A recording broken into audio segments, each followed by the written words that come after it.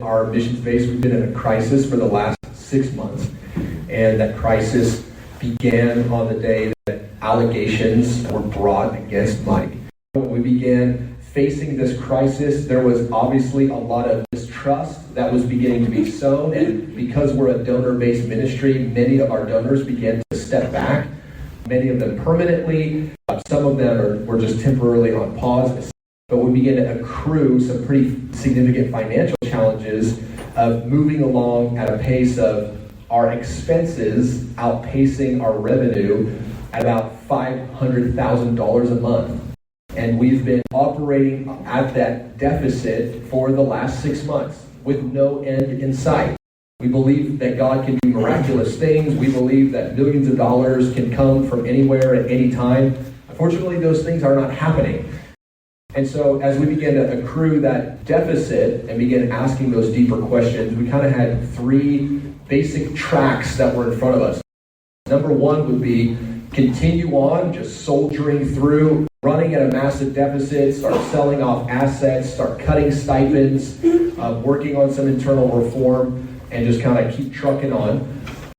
Second option would be to, in essence, begin to scale down, begin to do some internal reform, and do a rebrand. One of the challenges is that the IHOP-KC brand, who we are and what we're known for, is very connected to Mike. It's very connected to who he is, and those things are very inseparable. And because we're a donations-based ministry, a lot of our donors have been attached to the IHOP-KC brand and to Mike specifically. However, the future of this ministry doesn't include Mike.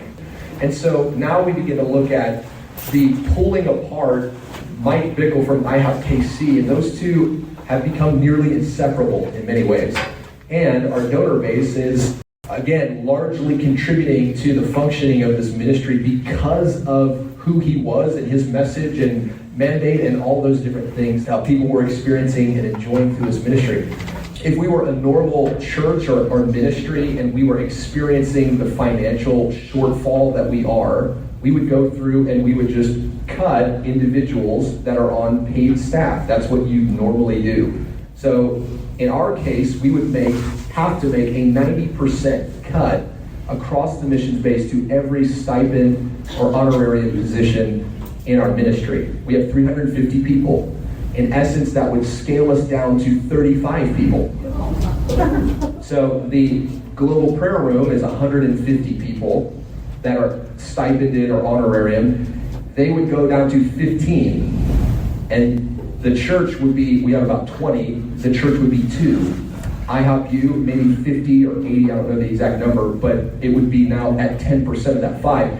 While also those individuals now are bearing the burden of maintaining our whole missions base and keeping all of our programs running, keeping all of our classes running, keeping all of our weekend services running, the pastoral ministry, the counseling ministry, our facilities. All that we do would have to be operating at 10% personnel.